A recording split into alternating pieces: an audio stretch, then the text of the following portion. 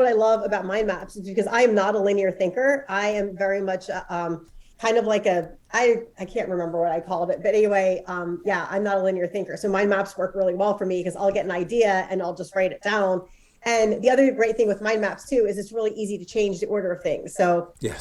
if you decide like, oh, I think this is going to be a chapter, and then you decide you want that to be underneath another chapter or combine it with another chapter topic, it's really easy to do that on a mind map. Yes, you just move it, and much easier than on a traditional outline. You're listening to Entrepreneur Journeys, where I share insights and strategies based on owning and managing businesses while traveling and living on 3 continents. I also interview business owners about their journey, what they learned along the way, and how that can help you with your business growth. For more resources to accelerate your entrepreneur journey, head over to 𝐭𝐡𝐢𝐬𝐤.com, where I share resources, events, community, and more. I'm your host, Joe Matz. Let's get started. Hello, hello. Today I have with us Elikqitie. She is a ghostwriter, an author, a podcaster, and she helps knowledge-based service providers turn their content into books. Welcome to the show, Elikqitie.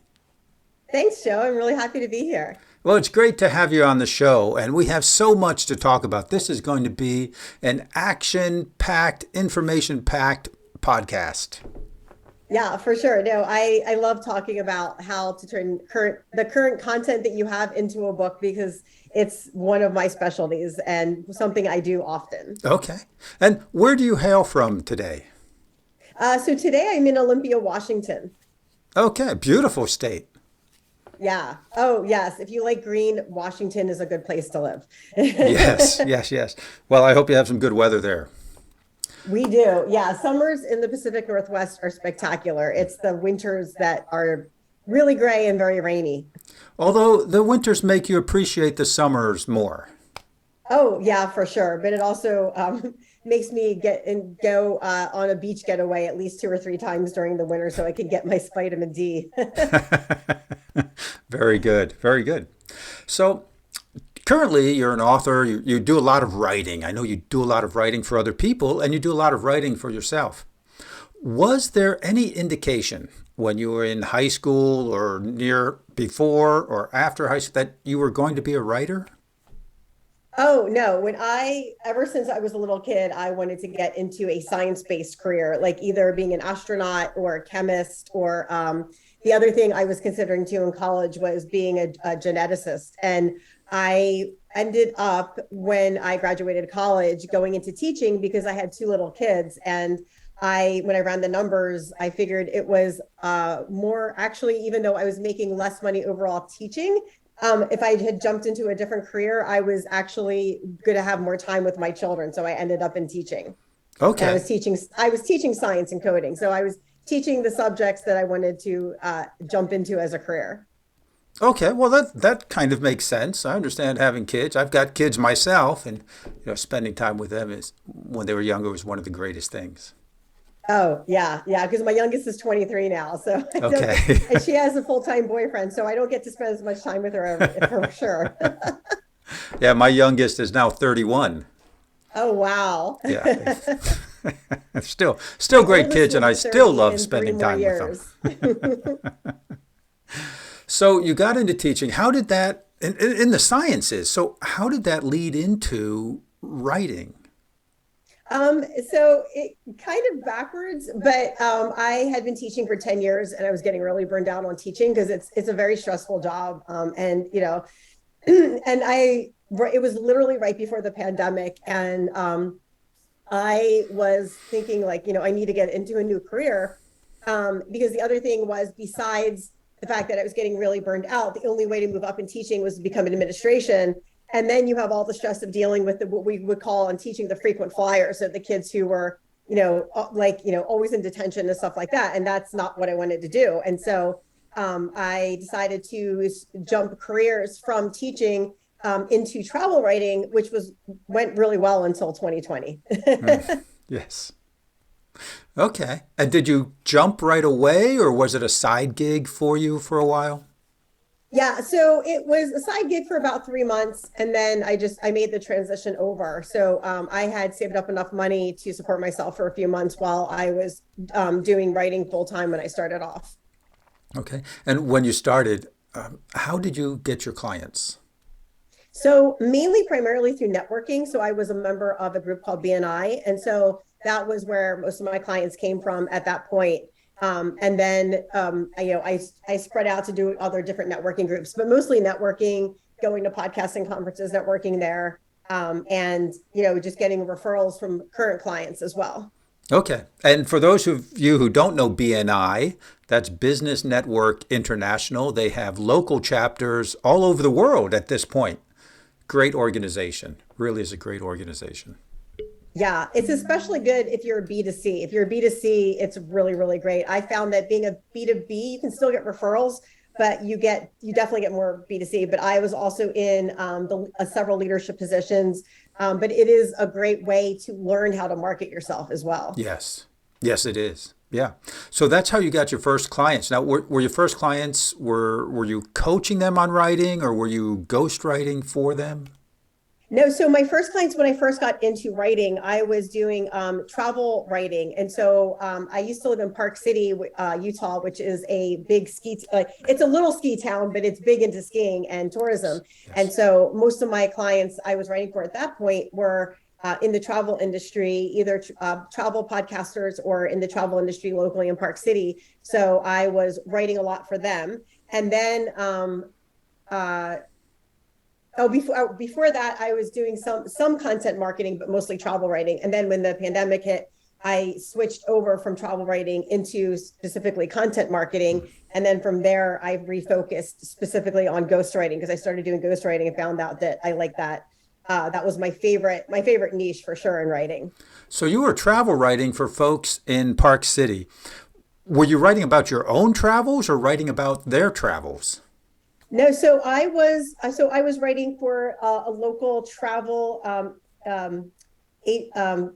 organization that promoted like events in Park City, and then I also was writing for several different travel podcasters, and so that was my main travel writing. And then I was also writing for some magazines, some different articles like for local magazines and things like that. And so I was doing a little bit of a mix of stuff, but my main focus at that time was travel writing. Okay.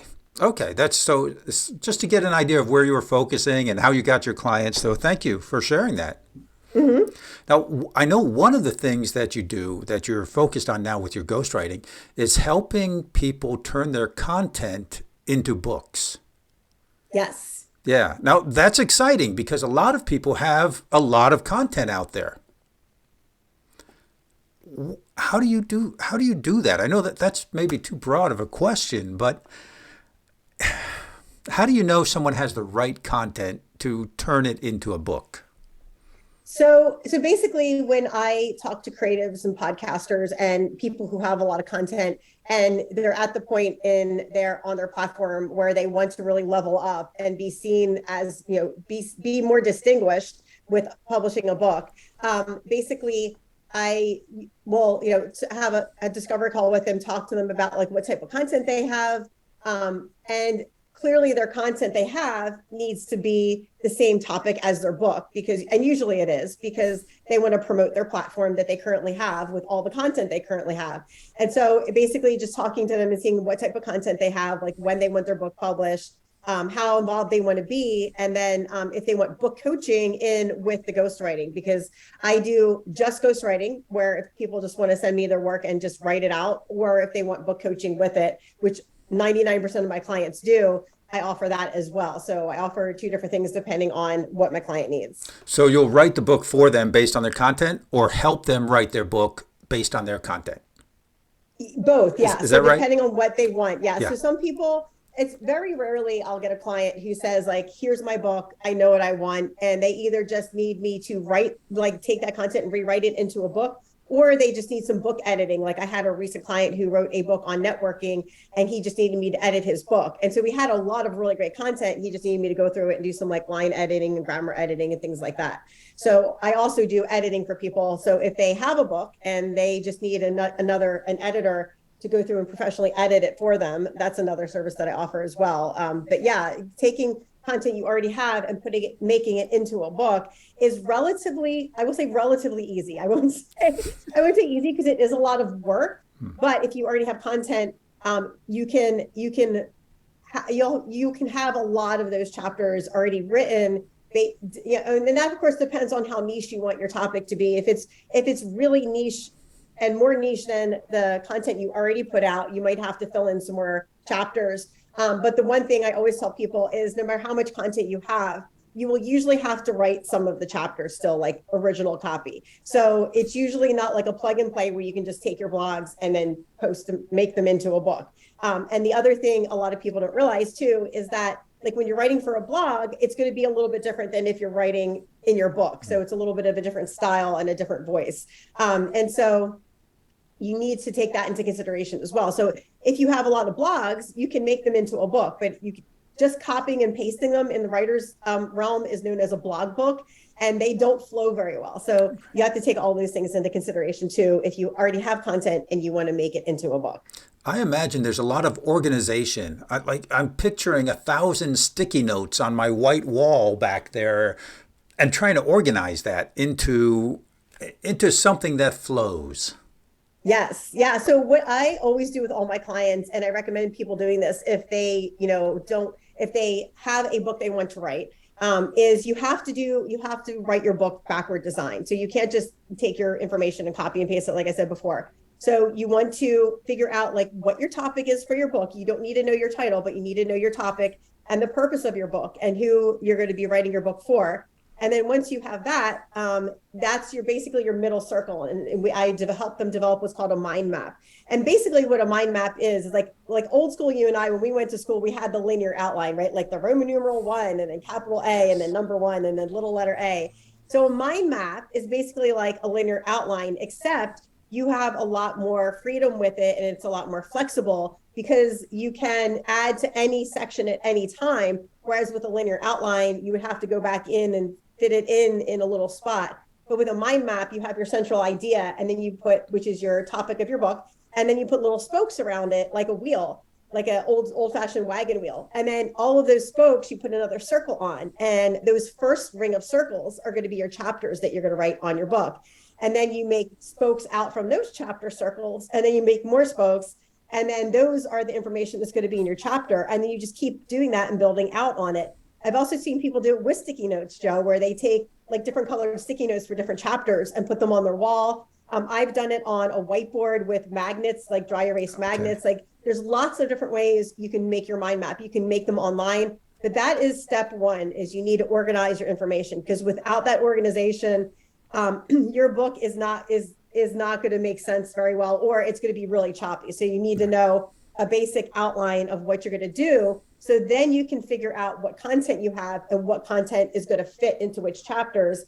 And then from there, you can figure out what chapters you're going to need to write original copy for. And where it fits. And I love the mind map. I've used mind maps for years. Currently I use Mind Mup. It's called Mind Mup. Yep. It's a free thing online. I think it's through Google, or they're associated with Google Drive or something like that. But Mind Mup is great because you can add to it, as you said. If you get an idea, you can put it in there, and then on those spokes or those concentric wheels and bubbles, they look like almost like bubbles going out. You can add it wherever it fits. And yes. you don't have to know where it fits when it pops into your brain. Right. Yeah. And that's what I love about mind maps, is because I am not a linear thinker. I am very much kind of like I can't remember what I called it, but anyway, I'm not a linear thinker. So mind maps work really well for me because I'll get an idea and I'll just write it down. And the other great thing with mind maps too is it's really easy to change the order of things. So yes.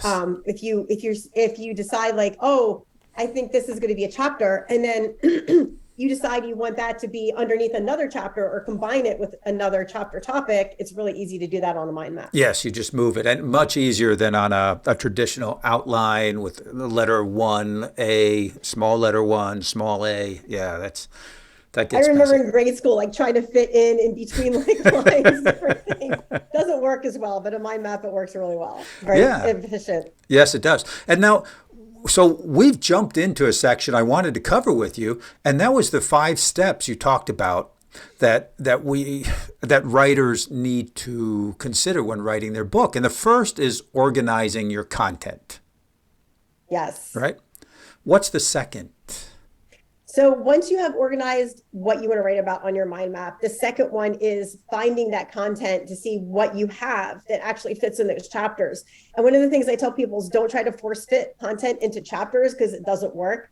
You are much better off writing that content from original copy than trying to force fit something into a chapter. Because if somebody reads a chapter title, they're going to expect that type of content in that chapter. And if you're trying to shortcut it, that it's just not going to be a good book. So that's the next step in it, is just writing those chapters that you don't have the content for.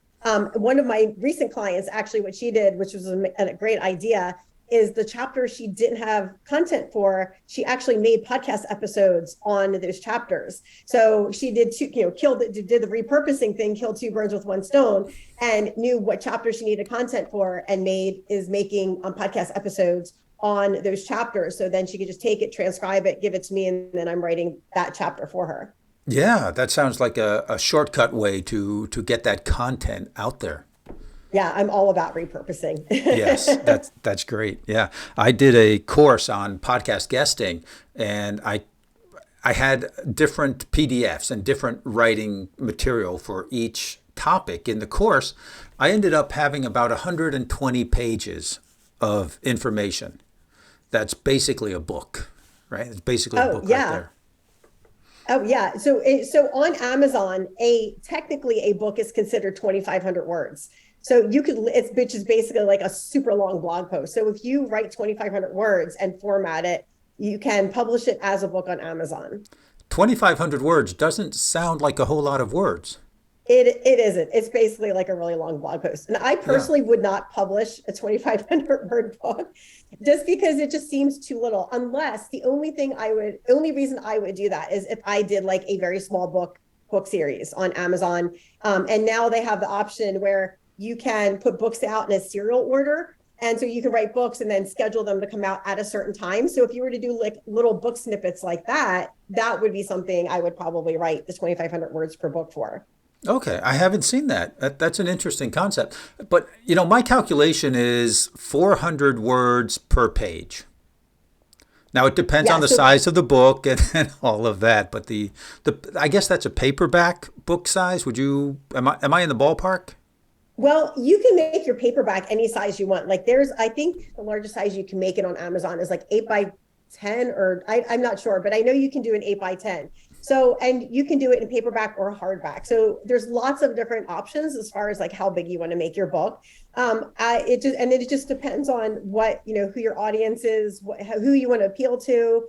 Like if you want to make a coffee table book, you definitely don't want to make a 4x6. You want to make something bigger. Something bigger. But a lot of people usually use like a 4x6 or a 5x7 guide, especially if it's something you want to be easily consumable. You don't want to make like this big 8x10 book because that does not deliver the message of easily consumable. Right. Yeah. When I say 400 words per page, what I'm thinking of is the mass market fiction or business books that you would see. Yeah, 400 to 500 words per page is pretty typical. Yeah. So when we're talking 2,500 is just about 6 or 7 pages. Wow. Yeah, that's super short. That is super short. I'm going to look into that. And tonight I'm eating pizza. I might have a beer, and that's kind of when I do that off the wall research thing. Yeah, it's not serious research. Have a beer and then actually write your 2,500 word book in like 2 hours. That might take a couple of beers. Would you like to get in front of more of your ideal clients and at the same time build your brand and create evergreen content? Well, you can do that with podcast guesting. This very moment, you're listening to a podcast that may have been published today or 3 weeks ago or 3 years ago.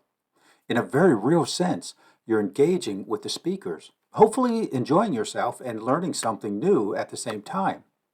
And you're getting to know the guest and how they help their clients, their customers, and the problems that they solve. You may even be their ideal client and want to learn more about them and download one of their free resources you can find in the show notes, or maybe even become a client of theirs. See, when you're a guest on a podcast, you will enjoy that same kind of engagement. It is perhaps the easiest, most cost-effective way to get in front of new audiences. Learn how you can be a guest on the right podcast and engage with your ideal clients with the free resources available at gapologist.com. You talk about a consistent writing process. And we're so busy today, especially if you have young children, and so much going on. And you got a house you have to run, you've got cleaning, you've got things happening, we have a yard we have to take care of, we've got 2 dogs, and some people have even more going on than we do. How do you have a consistent writing practice and get everything else done? Yeah. So what I recommend to my because I have kids, but I did not have, when my kids were little, I wasn't writing. So, but what I recommend to people who do have young children, which is what a lot of my clients have done, is either write before they get up in the morning, where you have quiet time, or after they go to bed at night, depending on, if you can do that. And a lot of times I remember as a mom, like, oh my gosh, after I put them to bed at night, I was like, I'm ready to go to sleep because I was exhausted. So a lot of times people will do it in the morning. Another one of my clients, what she does is she has to wait for about 45 minutes in line for her kids to pick them up every day from school. So she audio records her book on her phone. Like, she has all her chapters written out, and she audio records her book on her phone and then throws it into transcription service. So that's her time she uses, because she's not distracted by anything. She's sitting in the car, she's by herself, it's quiet. So it's really easy for her to focus because she doesn't have anything else going on. And so she just has her chapters written out on her phone, and then she just takes her phone and records it and then transcribes it. So you need to find a time of day, like maybe it's your kid's nap time, where you have like some quiet time that of that's consistent every day. And even if it's a half an hour or 10 minutes, to take that time to write. It doesn't have to be like 2 or 3 hours. It can be 15 minutes. It can be a half an hour. It can be an hour. Yeah, I think everyone has to find their organization and their time. I use a schedule. I've had an online schedule since the mid 80s. And what I do is I block out time. I call it time boxing. So I will box the time. And when I need to work on something, that's a time I turn off the phone. I put my phone on do not disturb. I close. Now, I did learn this recently, and it surprised me because I'm an adult. I've had my own business for over 30 years. I can run my time. I don't have to look at Facebook. I don't have to look at LinkedIn. But if those windows are open on my computer, I will jump back to them. And so I just figured this out like 2 months ago. Sometimes I'm a slow learner, perhaps. I close the windows. I don't have it open on my computer. I don't have it open on my phone.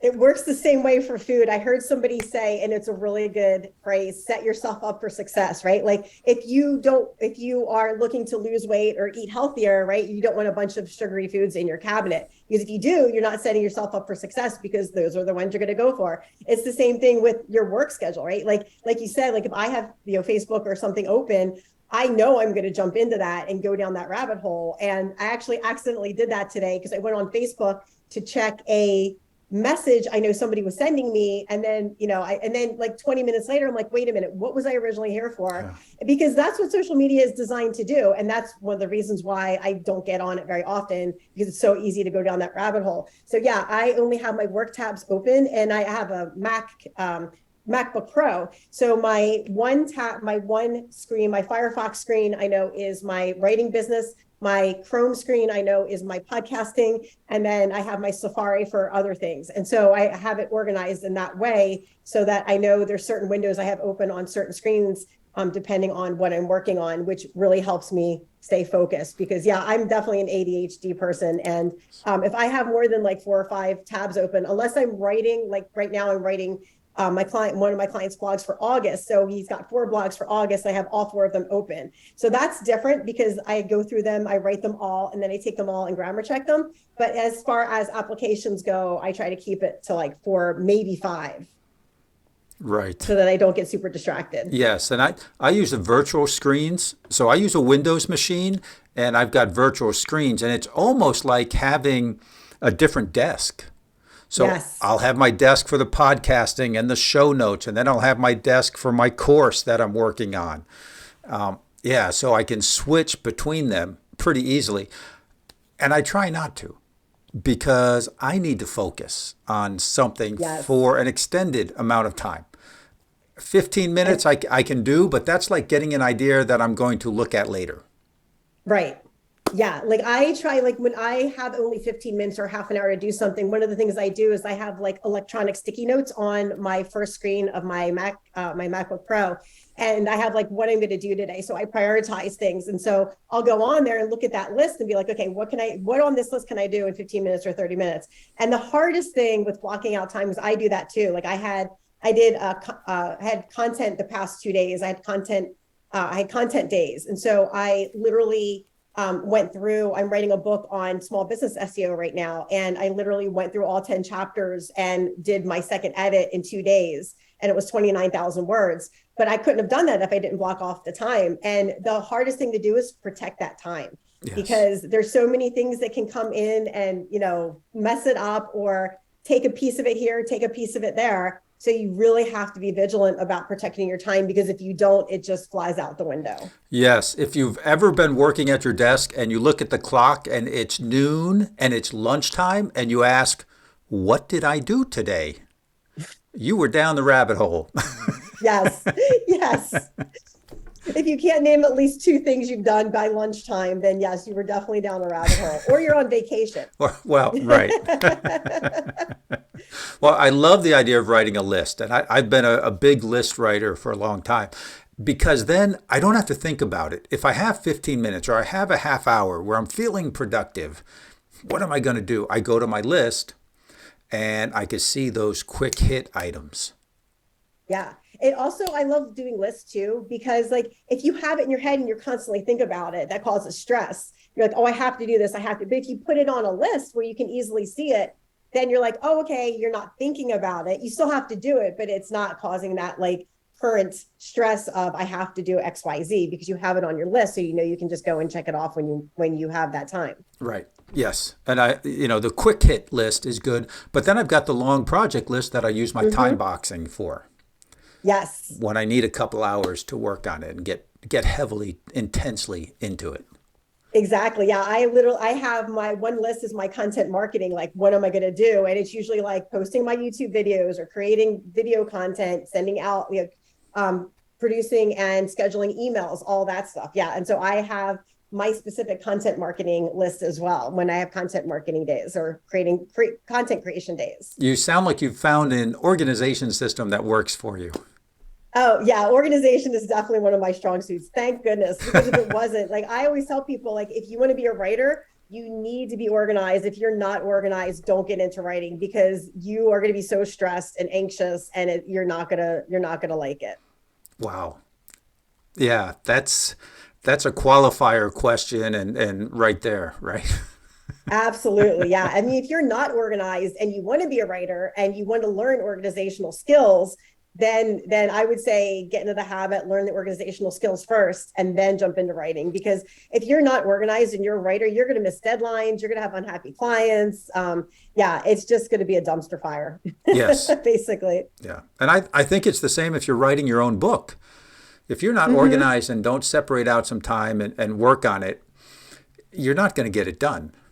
No. And one of the things I love, actually, it's funny, one of the best places for me to write a book is when I'm on a cruise and I have a sea day, because I don't have to make dinner. I don't have to make lunch. I don't have to even make my bed because it's a cruise. I literally just sit by the pool all day and just write. And the one cruise I did in November, we had several sea days, and I literally sat by the pool and wrote the second edition of one of my books. So during the week. And it was funny because my maitre d' would walk by every day, Michael, and he's like, what are you doing today? I'm like, I got finished another 3 chapters in my book.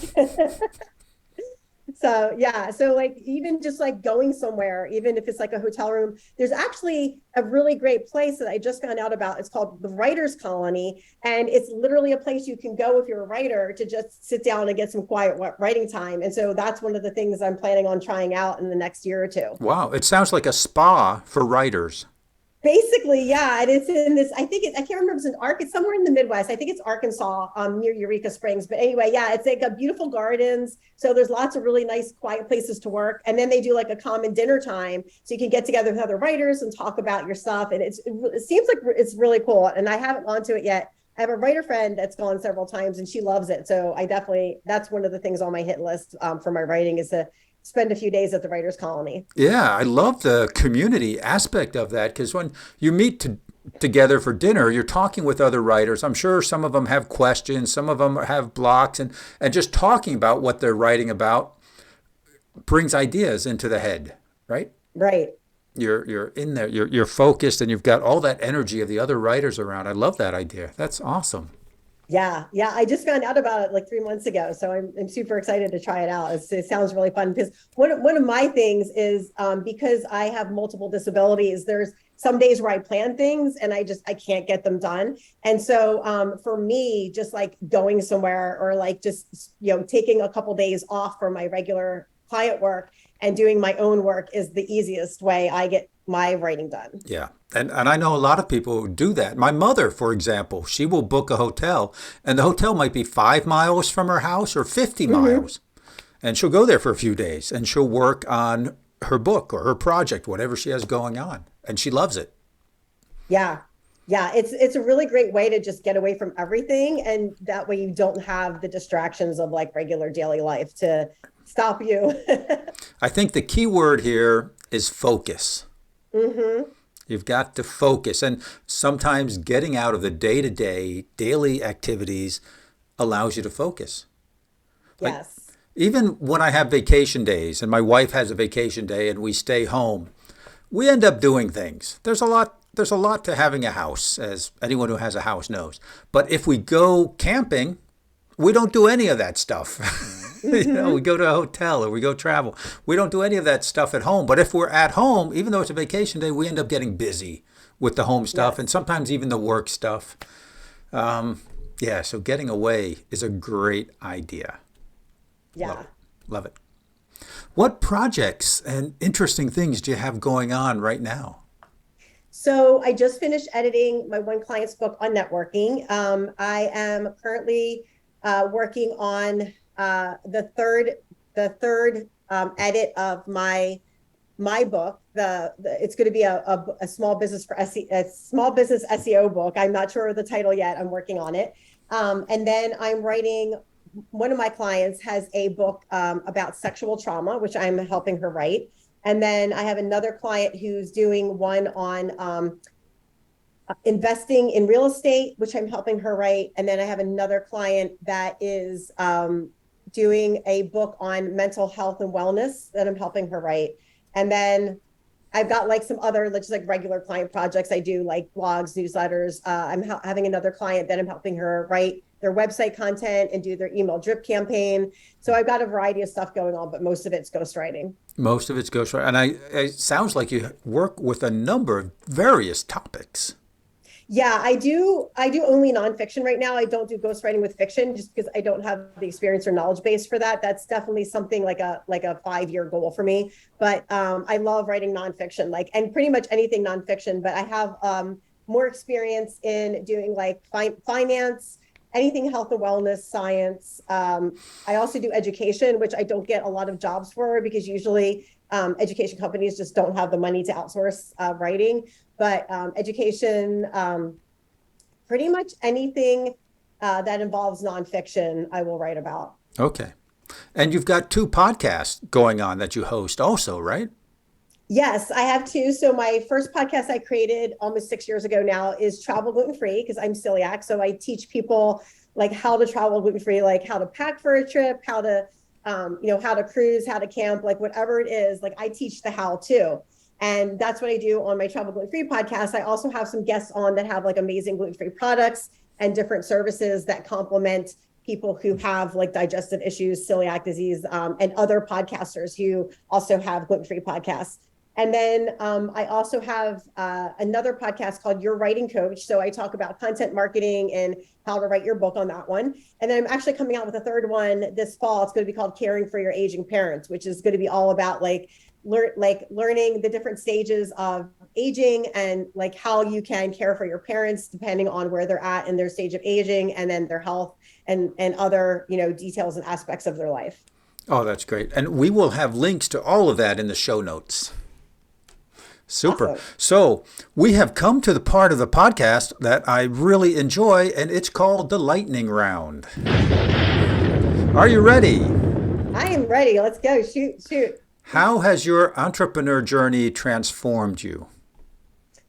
I think the biggest thing for me personally is learning how to really navigate a lot of my physical challenges and with my disabilities, and learning how to work around all of them. And I travel a lot too. So I don't have like a typical 9 to 5 work week. Sometimes I work on the weekends, but I only work on the weekends like if I can't work during the week for whatever reason, like I'm traveling or something. But just learning how to be more flexible, and then giving myself enough grace to be like, okay, today's not going to be a good work day because I'm not productive, so I'm going to need to make it up somewhere else. And just giving myself the grace to be okay with that. That's definitely my biggest takeaway from my entrepreneurial journey. Yeah, great. Living life the way you should be living life, the way you're, dictating your own journey. Yes. Yes, great. What most surprised you as a business owner? Probably the fact that, like, I kept hearing people say the reason you get clients is people want to work with you, not because of your skill set. And I was always thinking, oh, it's the skill set. And how true that actually is, that yes, it is your skill set to some extent, but it's really the people who you click with. And one of the things I always tell people is, if you're looking for a ghostwriter, make sure you click with their personality, because if you don't, you are going to be so angry and so upset, and you're not going to have a good ghostwriting process, because they're going to be your best friend for the next several months. So yeah. So, but learning that, yes, the person that clicks with your personality are the people that you're going to really attract into your clientele ring, was probably the biggest surprise for me. Yeah. Wow. Okay, great. And what unexpected challenge have you had to overcome? Probably when the pandemic hit. That was probably my biggest challenge, because the first week in March, I lost 75% of my clients in that week. And so just doing that huge pivot from travel writing to do more content marketing was probably my biggest challenge that I had to overcome. Okay, so pivoting, a lot of people do have to pivot. Yeah. Yeah, but doing it so suddenly, and really not having, I had the choice to completely get out of writing, but I didn't want to. So having that happen so suddenly, and having to figure out, which way I'm going to go within 3 weeks, that was definitely a big challenge. Yes, sure. Okay. Here's a good question for you as a writer. What book has made a big impact on you, and who would you recommend that book to? Oh, wow. There's probably several. I can't think of one book in particular, because funny enough, I write a lot of books. I probably write more books than I read during the year. But one of I love sci-fi books. So I always tell people, I don't know, everybody's not into sci-fi, but if you get a good sci-fi book, I love it, because it just gives me so many cool new ideas of different perspectives and how to look at things. But yeah, pick up a good sci-fi book and listen to it, because usually sci-fi books almost always have another underlying message that they're not just specifically, saying right out loud with their character development and their character interaction. So I love sci-fi. I'm definitely a big sci-fi fan. Okay. And I am also. We'll have to have a separate conversation, see if we can recommend some books. There's some great authors and great books out there. Yeah, I would have to make ahead of time, make a list with authors and titles, because I know there's some I really love. I'm so bad with author names and titles. Great. Ironically enough, and I'm a ghostwriter. Okay. What advice would you give to someone aspiring to have a career in writing or ghostwriting? I would say, number one, definitely be organized, like I talked about before. Number two is you need to be good at networking. Like if you're not good at networking, that's a skill you're going to need to develop, because networking is so essential for keeping enough people in your pipeline, and developing those relationships to get those referrals from other clients. And the third thing is just resiliency. Like with any entrepreneurial business, you need to be resilient. And if you're not a resilient person, definitely learn how to be, because if you are, somebody who lets small things take you out, then owning your own business is definitely not a good thing for you to get into. Yes, very important. Resiliency. Yes, and yes. Okay, that's great. I love your answers to the lightning round. Thank you. Do you have any gifts for our listeners today? I do, yeah. So I have a email course which I'm working on creating. It's on my content creation day checklist. And it's called How to Write Your Rough Draft in 100 Days or Less. So it's going to be an email course that's going to be dropped to your inbox once a week, and it's a free course. And so that is my gift to all of your listeners, anybody who's interested in learning how to write their rough draft of their book in 100 days or less. Okay, and we'll have links to that in the show notes, of course. And we'll also have information on how to get in touch with you for folks who want more information and want to get to know Elikqitie and if she is a good partner for you. Awesome. Thank you, Joe. I really appreciate you having me on your show today, and the time we get to spend together. This was really great. Great. Thank you. This has been a great conversation, lots of information, and just super. Thank you so much for your time. Thank you. Bye now. Bye-bye. Thank you for listening to Entrepreneur Journeys. Remember to subscribe so you catch all the episodes, and check out the show notes for any free giveaways or gifts that were mentioned during this show. Entrepreneur Journeys is brought to you by 𝐿𝐿𝐼tie, providing the insights, tools, and transformative structures to help you reach your business summit. I'm your show host, Joe Matz, and until next time, I hope your journey is filled with breathtaking views and successful outcomes.